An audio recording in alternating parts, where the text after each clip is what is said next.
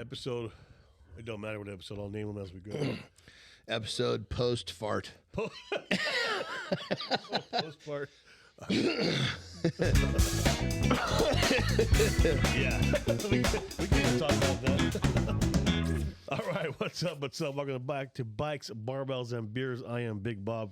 I'm Big John. We just had to fumigate the place because I accidentally cut one loose. I was gonna say we just had to air out this. God damn, it was one of those. You know, I was taking a piss and I cut a fart in the bathroom and it was just there was nothing there. So I thought, okay, I'm good. So I come back in and we sit down and I sit down. I let it go. I'm like, oh, that one's warm. You said that one's warm.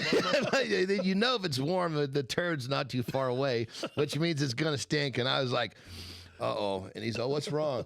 And I didn't even get my warning out of the way. And he was like, oh. Swung over that door, turned the fan on. Jeez, lit the candle. I tried to give you a heads up, man. It was moving fast, man.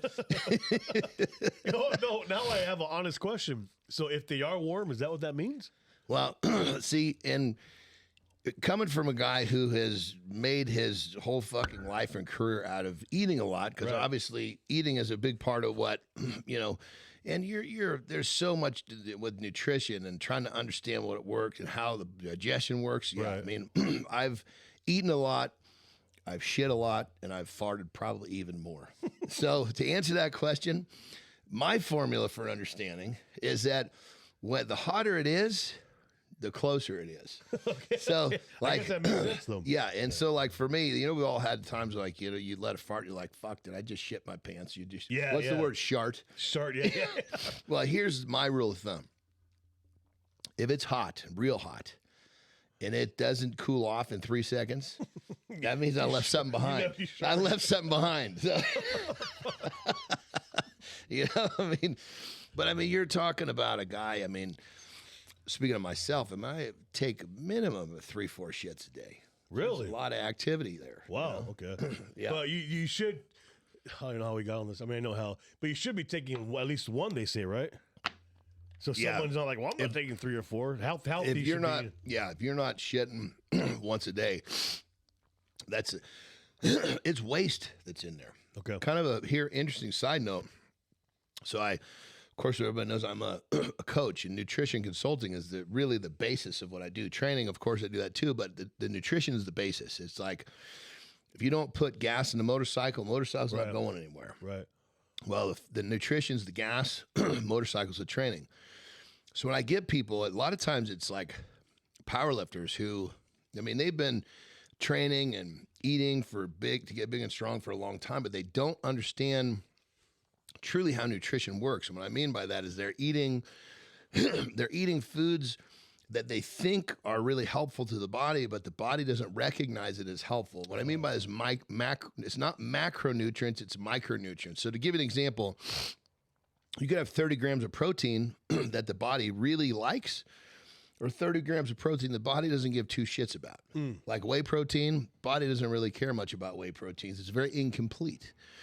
As to where, say, a whole egg, that's a pure protein that the body will devour and loves. That's like one of the best proteins on the planet. It's whole protein. So when I get these guys and they come to me, I get them on proper diets. I can just look at what they're eating and realize, holy shit, the micronutrients are so low. Their body's going to respond really well. And what happens is crazy. You get these guys, and these are big, strong dudes. Right. You know, eating what they think is pretty good. About 12 hours after we start, they start shitting, start going to the bathroom. And not uncommon for them to spend, like, a couple of guys, I'll even say, don't start this until you get home on Friday. Really? Because they will shit for 2 days, like nonstop. Their body is releasing all that. Because when the body has what it needs, it's happy to let go of the waste. Ah, okay. But when the body feels like it's being starved, it's hoarding everything. Wow. So almost think of it like think of the diet almost like money to a person. If you only make, let's say you only get $10 a day, you got to really hoard that $10. Right. But all of a sudden you're getting $10,000 a day, and you know you're getting $10,000 a day for the rest of your life, no matter what. Damn.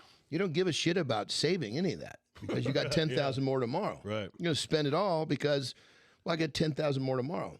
So as soon as the body realizes it's getting a raise, so to speak, it's like, holy shit, I'm getting what I need, and this is happening 2 days in a row. Wow. It just starts fucking letting go of all the proper term would be feces, but it's shit that has been sitting inside of someone for fucking a long time. So it is a natural detox.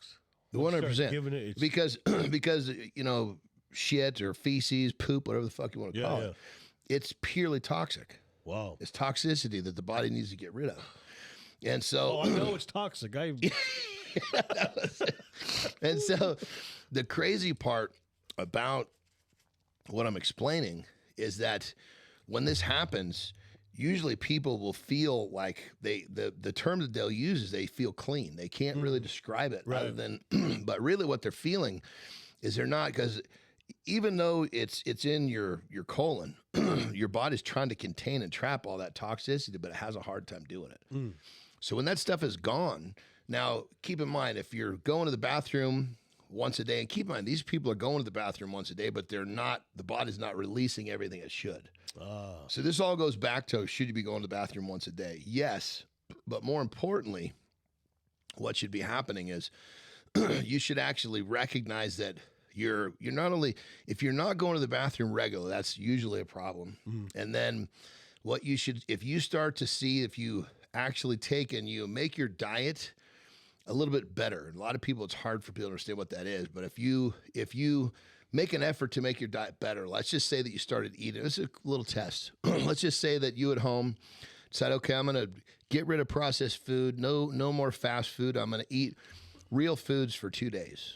Real foods meaning meats, vegetables, things that are not man-made. Shit that you're not buying that's in a box or a bag. Okay. Okay. Real food. Real food. Like a carbohydrate, real food would be rice, not bread, because bread's man-made. Okay. Rice grew out of the earth, right? So do that for 2 days. And if you start shitting a lot more than normal, then your body's holding on. Well, I remember we talked about this because when I started the program last year, about a week into it, I had you called the holy shits, but it was it was a different holy shits. Yeah, it was man, I remember I was running and it was like, looked like the body was like, get the fuck out. Like, get out. And I was like, whoa. And I called you. I'm like, hey, is this normal? You start laughing. You're like, yeah, that's normal. That's your body. Well, because in your case, however many days, do you remember how many days it was? Probably about 3 or 4. Okay, there we go. So in your case, it took 3 or 4 days for your body to realize, I'm going to get paid big again tomorrow. That's going from $10 to $10,000. As soon as the body realizes, holy shit, I keep getting my $10,000 a day, the body says, well, let's burn everything he's taken in and let's get rid of all this toxicity. And in many cases, like the people I'm talking about, they'll go to the bathroom 5, 6, 7 times a day for a few days. And like I had this one guy. If he's watching, he'll almost know for sure who he is. He literally called me. He's like, is this supposed to be happening? He's like, I can't believe I keep filling the toilet up. Like it's coming out of the water 4 or 5 times a day. Holy shit. That's homeless though. Yeah. It was, and I said, gee, you're an extreme case, but yeah, it's supposed to be happening. Did he flush it? Jesus. he was probably having to pump flush that thing, you know? Why is my stomach turning? I'm trying to get that vision out of my head now. Wow, that's amazing. But realistically, you hit it on the head. It's like a detox. Yeah, it really is. Wow. Yeah, and you do feel good. Yeah, 100%. If you think it's weird, it's not weird. You feel like your guts feel rejuvenated. Yeah, 100%. And the thing about it is, I mean, the body was designed to work a certain way, kind of like a motorcycle. The motor was designed to work a certain way. Well, the problem is that food has changed so much, and our bodies haven't. So it'd be like, let's just pretend that over the course of the next 10 years that gasoline totally changed and how maybe there was new rules and regulations, and all of a sudden, wasn't there this thing that make out of corn now, ethanol or something like that? It was they used that to power cars. Yeah. Do motorcycles run well on that shit? I never heard of it. I'm sure it's been done, but I never heard of it. Okay, well let's just Probably pretend. Not. Let's just pretend that gasoline was gone and ethanol was the last thing on the planet. Okay. Well, motorcycles would probably start, all of these cool bikes that people are riding would probably start having trouble. Well, that's what happened to the body, is that the food changed so much over the course of the last 50 years as where the body couldn't possibly evolve fast enough. Kind of like the mechanics of that motor, you know, you can't just, it can't just run great on gas and then, you know, a year later be running great on ethanol without some sort of evolution of that motor. Right. And as people, they would have to figure out the engineering of how to do that. Well, we can't just re-engineer our bodies to run off all this fucking processed food. And processed food, there's not a lot of value to it. That's why when people eat it, they don't feel like they've had enough to eat. You know what? It's funny you say that because before I met you, or started working together, I would buy the bags of frozen chicken for kind of like a backup, or if I was in a rush, or you know, say we had a busy weekend and I knew we were going to build a barbecue or meal prep. I'd just take the bag of chicken and eat for a few days. But I noticed I was getting fuller eating that little piece of chicken as opposed to two thighs that I barbecued. And now that makes sense. It's not chicken. Yeah, think of it like this. There's a value system to food. Okay, so let's just say that you eat something to eat that's processed food, and it's this big. Let's just talk about the volume. Okay, and it's very low quality food, very low micronutrient value food, and then you eat something that's the size of my fist, which is about half, right? And it's very high nutrient, high micronutrient dense food. The body will feel satisfied from this, not from this. Wow, okay. Because, yes, this is bigger volume, but there's not a lot in that the body actually wants. That makes sense? Yes. You know, it's kind of like if you're saying that, you know, you want X and someone's giving you a lot of Y, well, I want X. I want. Give me X. If you keep giving me Y, I'm going to keep asking for X. That makes sense? Yeah. So the body's asking for real good micronutrient dense food, not micro. And if you're giving it food that's processed, there's very little micronutrient in that food. So you eat and the body goes, okay, give me more food, but the food that I need. And then you eat more processed food, and it says, no, give me more what I need. And so it's like it just never stops. How can you compare that? In one of the episodes, we're talking about how you take a minute a day and walk. Yeah. And you said how, I'll do more than 1 minute once, the dopamine kicks in. How can you compare that in this situation? Meaning, okay, you got someone who eats whatever twice a day, and it's McDonald's and Jack in the Box. Now they're supposed to switch from that to Whole Foods. Foods. Is there a way you could do it like almost the same as that 1 minute, but in this way with food? You start off slow, or do you just dive in? Well, I think that's a great question, and I think the biggest problem when people switch from Whole Foods, from processed food or fast food to Whole Foods, the biggest thing that they're missing is the taste, because Whole Foods, they're not seasoned, and fast foods and processed foods come with all sorts of sugar and salt. Like, here's a crazy thing. A fucking hamburger. Is a hamburger sweet? Not supposed to be, right? It's a hamburger. I'm thinking about it. Yeah, okay. I mean, it's not known to be a sugary food. Right.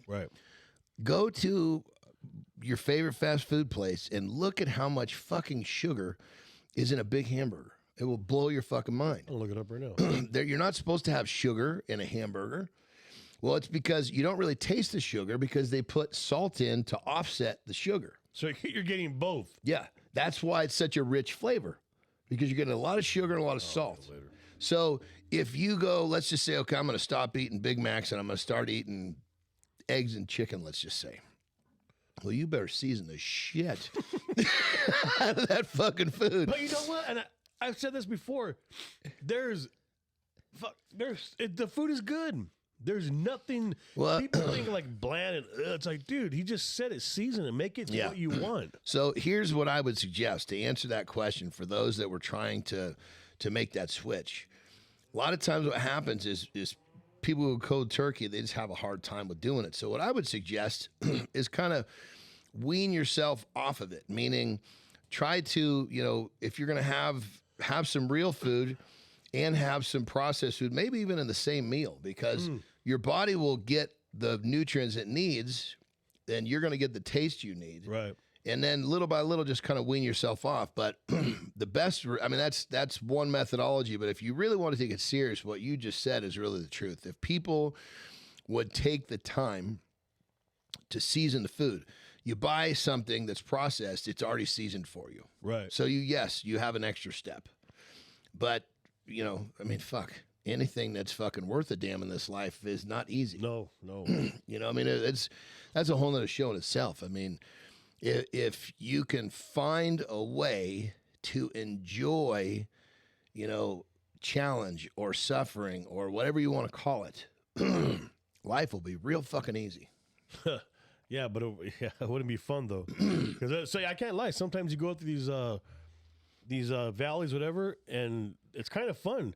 If you're looking at it at a positive standpoint, you're thinking, "Fuck, how am I going to get out of this one?" Or how am I going to? How am I going to? In my situation, it's more like, okay, this happened with the studio. Say I lost a sponsor, for example. Yep. And I'm thinking, fuck, okay, I can't pay for the studio out of pocket. We got the rent, we got the lights, we got the internet. I can either say fuck it and throw it in, or a lot of times I'll call Julio and I'll be like, I just laugh. He goes, what? I said, here we go. What are we going to do? Put your fucking seatbelt on and hold on, because it's time to figure out a way to do this. And what happens is you stay positive, you keep pushing, and then something just all of a sudden, here it is, you're blessed, boom. Yes, and I'll tell you right now, if there's anything that I could tell anybody about any challenging situation, and this is not my opinion, you look back in the fucking world and you can find this pattern all over the place. Good and bad are never far apart. Yeah. After the biggest peak, there's the biggest valley. Oh, yes. Yes. And so just remember, when you're in that valley, the biggest problem you have is, forgive me for saying this, is being a little bitch and quitting. Yeah. Because if you keep going, if you're the lower the low, that means a really fucking high is close by. It's just the law. If it's up here, if this is the middle, if it's up here, that means you're going to have equal down here. Right. If it's just a little low, it's going to be a little high. So the bigger the down, the bigger the up. That being said, it's, I don't know how we got onto the highs and the lows, but the point being is that that's just the way it works. You know, when you have a challenge, I'm talking about the studio, go through trouble. Yeah. The trouble that you're going to run into, the challenges you're going to overcome, that's what's going to equal that big high. Right. So that's what I was challenged about food. So of course, making changes like this, going from eating processed food to whole foods. Yeah, it's a figure like this. Yeah, it's gonna suck. You're gonna lose a lot of flavor. You're gonna probably feel like you're missing out on something until all of a sudden your body starts responding in this really positive way, and you feel better. Right. You're happier. You detox and next thing you know, okay, well, boom, I made this sacrifice, getting rid of my fucking Big Macs, and I traded it in for chicken breast, rice, whatever it is you want to eat, real food, and all of a sudden, boom, that negative that felt so bad is met by a positive that feels so good. Also, if you don't want to season your food right, we buy our chicken from a little Mexican meat market up here. Yeah. It comes seasoned. It comes ready. All I do is barbecue it, I chop it up, and I got food for the week. My steaks, I got the seasoning I buy the same one, but it's what I like. Yeah. I said it before, I'm a simpleton. I don't like change. So my food is literally the same for the most part every week. Well, and another little side note on that for those that do like variation, because we're similar. Right. I can eat the fucking same shit over and over and over. Yeah. I mean, I eat more for purpose than for flavor. I eat because how it makes me feel and how it makes me perform. If I was eating for how it tasted all the time, I'd have a much more difficult time with maintaining that good habitual pattern of eating. But for those that need that variation, and this is something I recommend when I'm coaching people, is that the foods that you're going to eat are going to be pretty similar, because you have to eat, certain foods to react a certain way. So you can make those foods taste very different. It's called exotic flavoring systems. Like the easiest one to find is probably called flavorgod.com. Yes. Yeah. Pizza flavor. I have fucking loved that shit. I could put that on my goddamn pinky toe and eat it if I could get my foot in my goddamn mouth. It's so fucking good. So you got no excuse to think, oh, I need more flavor. I need this. Right. Fuck. If you're going to go as far as to go to the drive-thru, go on the fucking internet and buy some of these flavorings. Flavor God, and everyone should know who that is. Whether you're in fitness or not, you should know who that is. Yeah, for sure. He actually has some really good seasonings. Yeah. So ultimately, I guess going from nasty fucking shit stories to how to flavor your food, that was quite a journey of an episode. I think we covered all of that one. I think. But I mean, yeah. But on that level, though, the thing that really this whole thing is to kind of the real lesson in this whole thing that we're talking about. Of course, lots of interesting stories and whatnot is the fact that and you hit it on the head. When you have to do something that's challenging, you're going to feel like you're losing at first, but that feeling of losing, that feeling of trouble, that feeling of challenge, that feeling of needing to work harder is going to pay you back. Right. If you give up in that valley, you will never know what was at the top. Exactly. So if you're trying to make a change, whether it's your diet or everything else, you just anticipate it's going to suck for a little bit. Right. That's life, though. Yeah. That's going to happen regardless whether you're in business or just living a whatever you want to call it, baseline life. Yeah. Well, the saying that everybody knows is life happens or shit happens or whatever.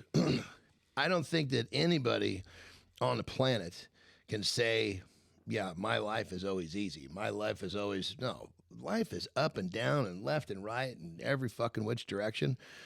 And you pretty much know you're going to live on this planet for X amount of years and you're going to have a constant flow of, call it problems to negotiate. Mm-hmm. Well, we know this. Kind of like, when you're riding your motorcycle, you're going to have to go to the fucking gas station and fill it up every so many miles. And you know this. Yeah. So do you fucking pull over to the gas station and get off your bike, sit down and have a good fucking cry every time you got to fill it up? No. You fucking know that's part of the equation. Right. Well, we know that life is going to present problems on a constant basis, sometimes more than others, some bigger than others. So we understand, just like filling up your bike, we understand we're going to have problems. Why do we have such fucking big shit attacks and tantrums every time we have to solve one? Yeah. We know that the laws of the way the world and life works is ups and downs are equal, good and bad are close together, Good and bad are close together. I like that one. Yeah, so understand it and fucking deal with it. And move on. Yeah. Don't quit in the valley. That's right. Don't quit in the valley. I mean, yeah, that's all. Well, and that's something too that if you want to judge a man's character, you judge a man's character when he's fucking down. Because anybody's, when things are good, that's real difficult to tell who somebody is. Even on that note, the guys the people I should say who are doing it, you won't know when they're down.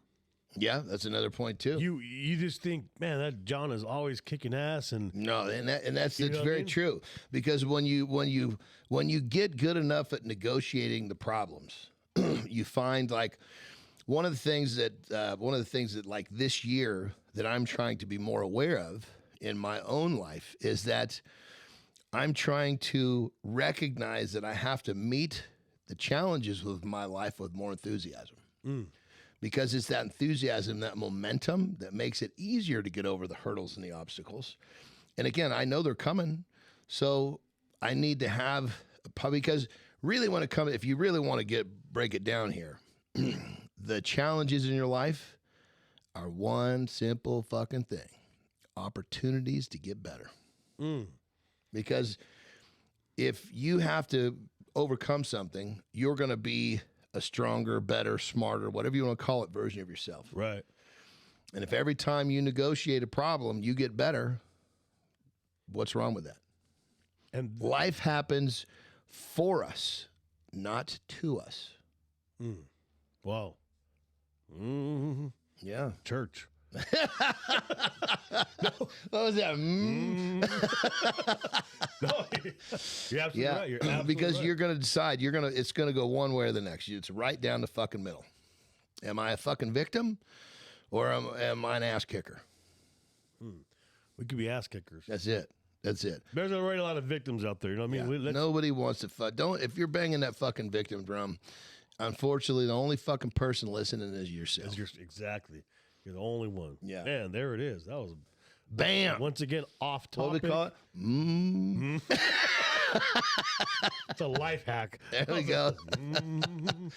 I know. Well, I got to say, the question of the day is, when are we actually going to talk about the topic that we decide we're going to talk about before the fucking show starts? I have no clue. Well, that's the sign of a good conversation. Yeah, yeah. You know? Well, today we definitely know if you get the holy shits, it's a good thing. Don't be afraid. But no, that was the, you said the opportunity was so simple.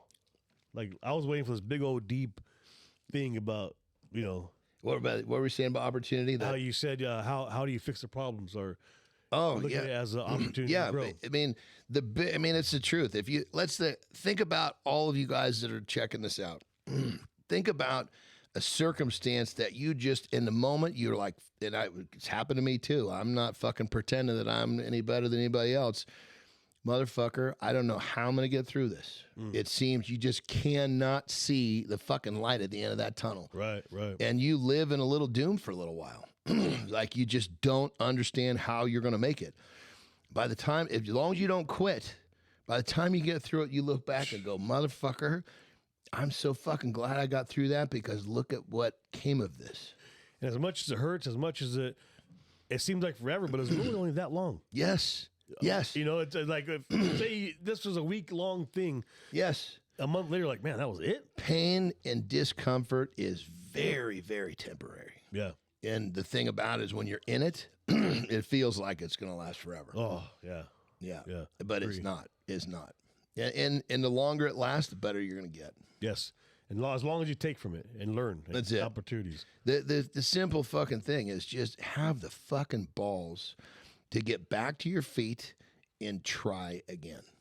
As long as you're just, when you get back to it's kind of like when you're walking and you step in a pile of dog shit, just don't step in the same fucking pile with the next step. Register, okay, I don't step there again. I need to keep walking. Right. But don't step right there. As long as you try again, as long as you do whatever you're doing again, a little bit differently, with a little bit different approach, with the idea it might work, and you continue that process, you're going to be fine. Yeah. Man. Failure is part of the equation. You cannot find what you want in this life without failing. Yeah. That's probably one of the things that's the most helpful for any person. Once you realize that failure is okay, as long as you got the balls to get back up, right, life fucking changes. And if you think you're not going to fail, it's going to hurt even more. Yeah, failure. Yeah, exactly. And there's nothing wrong with failing. Means you're trying. Right. The crime is not having the balls to try. You know? Yeah. It's real easy to sit back and say, oh, yeah, I can do that. Well, do it. Then do it. Yeah. Simple. Yeah. It really is, actually. It really is. That's it. Then do it. You will never know unless you try. Isn't that, my favorite our fucking parents were so right, weren't they? Still mad. No, man, there it is, man. There you have it. What an episode. That another was doozy. Another doozy. That's it. What it go? Hope you guys appreciate this, man. Bikes, Barbells on beers. If you guys want any topics or any subjects, leave a comment below or DM us on Instagram. All the links are below. Let us know, and we'll get to it. And by the way, I love to answer questions for people. So any of you guys have a question about getting in shape or nutrition, you drop into my DMs. I'm happy to answer questions in there for you. And he will. If you haven't watched that episode, he will answer them. And that's how we met. That's it. All right, you guys. Talk to you soon. Big Bob. Big John. Later. See you.